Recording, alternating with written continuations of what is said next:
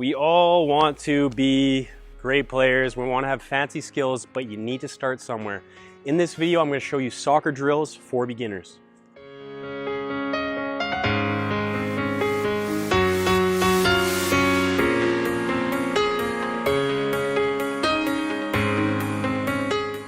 Regardless of your age, if you're just getting started in soccer, you're a total beginner, I would recommend that you start with fundamental skills. I'm going to give you a few drills that are easy to get started with. They'll help you build a little bit of confidence on the ball. Number one is footwork drills. So you've all seen this 100 times, but start here, build confidence using both feet. Next, I would move into a little more advanced. These are still drills that I do all the time.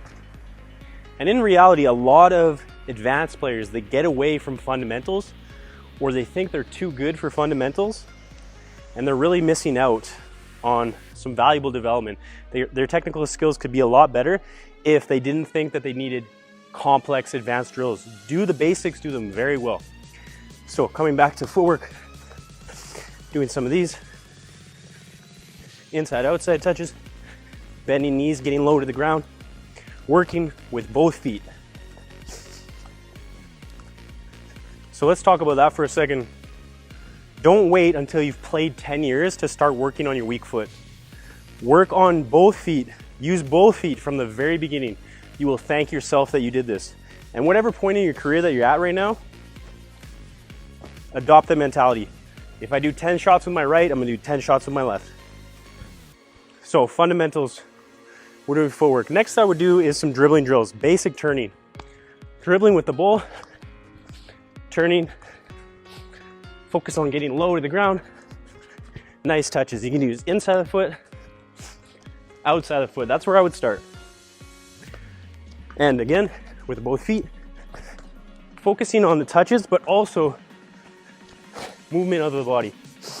And everyone makes mistakes. If you do, especially as a beginner, just go again. Okay, but getting low to the ground, inside touches, outside, focusing on turning inside and outside the foot.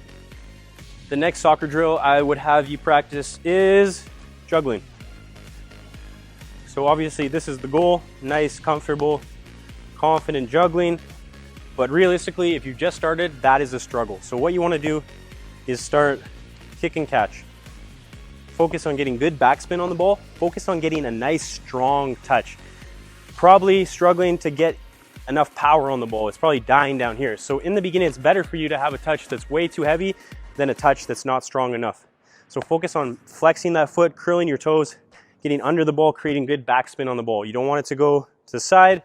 You don't want it to go forward. If anything, have it come into yourself so at least you can control it. Okay, but start with the kick and catch. Once you're comfortable in that, you developed confidence in actually flexing your foot and getting a good strong touch. You can do a double. You can do a left-right or a right-left. But then you want to move into actually juggling, trying to keep the ball up as many times as you can. And maybe today your record is 4. But that's where you start. Tomorrow you want to make it 5. The next day you want to do 6 or beat your record every single day. Use it as a way to challenge yourself and to actually see if you're progressing with your ball control, with your basic fundamental skills. So don't get frustrated if you make a mistake. I know it can be very frustrating as a beginner when you see other people juggling the ball and it looks so easy for them.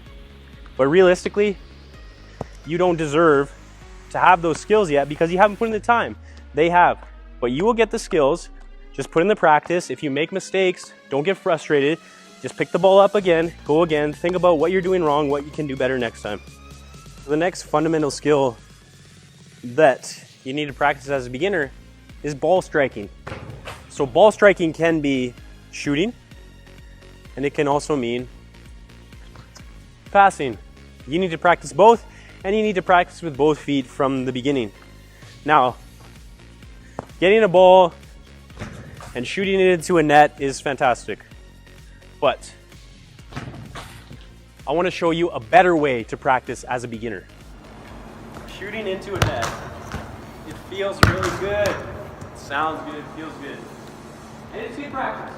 But as a beginner, as any player, realistically, The way you're going to improve faster is with more repetitions. Obviously, you have to analyze those repetitions, but if I can kick a ball against a wall and it passes it back to me, and I have to run to get it, every time I'm practicing on the field, if I have one ball, I kick it in the net, then I run and go get it, then I run back, and then I go again to take another shot. You're getting 2 shots in the time that you would get 20 shots with a wall. So I really recommend practicing with a wall.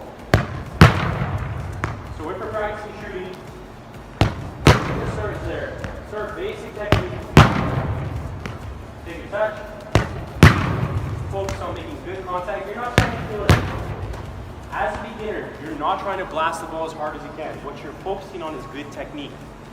So focus on nice, flush contact. Don't worry about hitting it hard. Just hit the wall, hit a squat. It's better for you to get your accuracy in the beginning. And my left is pulling too much that way. Okay, practicing against a wall like that is a great way to improve your skills. So shooting is one, you can practice passing as well. Okay, play with touch. Good first touch. Different touches. Receiving in space. You can play one touch. On the toe. Big contact with the inside of my foot. Nice strong pass.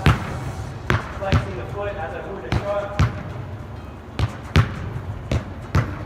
Practice turning, being creative. Okay? Your wall is your best friend when you want to get better as a beginner.